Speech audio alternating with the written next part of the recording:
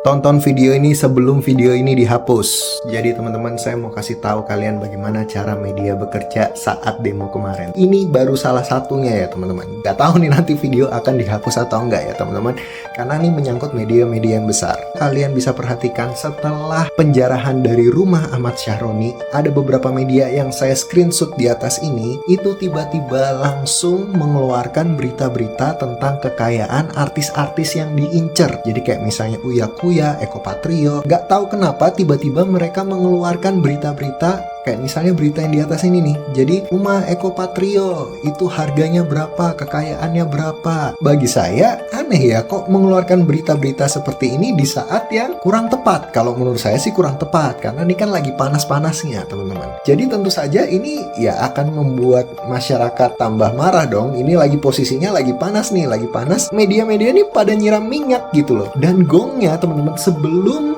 terjadi penjarahan di rumah Eko Patrio itu ada lagi nih, saya screenshot nih. Ini bukti otentik ya teman-teman. Jadi bukti digital di mana ada salah satu media yang berkata bahwa judulnya tidak benar bahwa rumahnya si artis tersebut digerebek oleh massa atau dijarah oleh massa. Judulnya seakan-akan klarifikasi teman-teman. Tentu saja orang akan klik berita tersebut ya teman-teman. Ketika diklik, ternyata di situ ada alamat dari rumah yang bersangkutan teman-teman. Alamat lengkap dari rumah yang bersangkutan. Kalian paham nggak? Jadi dia mengklarifikasi bahwa tidak ada massa yang menggeruduk ke rumah orang tersebut. Terbukti di alamat ini, alamatnya dijelaskan itu keadaannya aman. Paham ya maksudnya? Jadi ada sisi eksplisit di situ, ada pesan tersimpan di situ.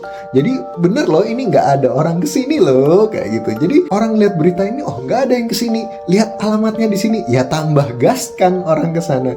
Jadi selang dari beberapa jam dari berita itu muncul, tiba-tiba akhirnya massa menggeruduk ke sana teman-teman. Saya nggak tahu ya ini ada hubungannya atau enggak, tetapi bagi saya ini hal yang cukup ganjil ya teman-teman. Dimana media kok manas-manasin. Tentu saja kalau secara jurnalistik mungkin nggak ada masalah ya, karena yang satunya mungkin seakan-akan dalam tanda kutip berita klarifikasi, dan yang satunya lagi seakan-akan berita informasi saja teman-teman. Tapi ketika berita tersebut dikeluarkan di timing, misalnya alasannya tertentu, mungkin itu timingnya tepat, tapi bagi saya itu aneh kok dikeluarkan timingnya di saat masa lagi panas-panasnya. Kenapa kira-kira, dan siapa kira-kira di balik media tersebut?